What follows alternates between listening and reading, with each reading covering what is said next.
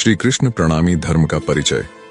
सौराष्ट्र भारत का एक ऐसा क्षेत्र है जहां मध्य युग के दौरान संतों, योद्धाओं और विशिष्ट महिलाओं ने श्री कृष्ण प्रणामी धर्म को विशेष महत्व दिया। प्रणामी पर जोर देने वाली यह शाखा जामनगर से शुरू होकर पूरे गुजरात और पूरे भारत में और नेपाल और अन्य देशों में फैल गई।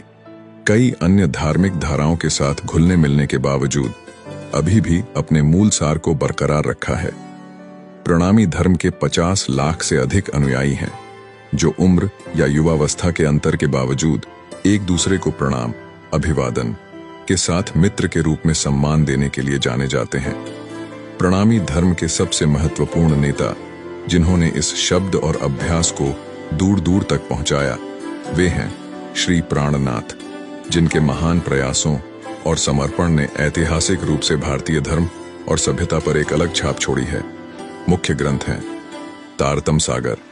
संस्थापक श्री देवचंद्र महाराज का जन्म 1581 में मारवाड़ प्रांत के उमरकोट गांव में एक कायस्थ परिवार में हुआ था। बचपन से ही उनमें संत प्रवृत्ति थी। 16 वर्ष की आयु में उन्होंने संसार त्याग दिया और ब्रह्म ज्ञान की खोज में कच्छ से जामनगर चले गए। जामनगर भारतीय सभ्यता का एक बहुत ही महत्वपूर्ण केंद्र था।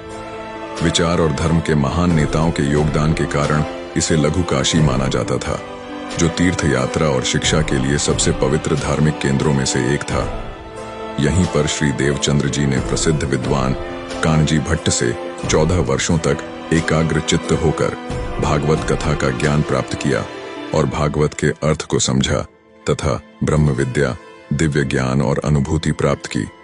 तारतम मंत्र से मिले इस अनुभव के बाद श्री देवचंद्र जी ने इस धारा को मूर्त रूप देने का काम अपने हाथ में लिया और इस धारा को निजानंद संप्रदाय नाम दिया।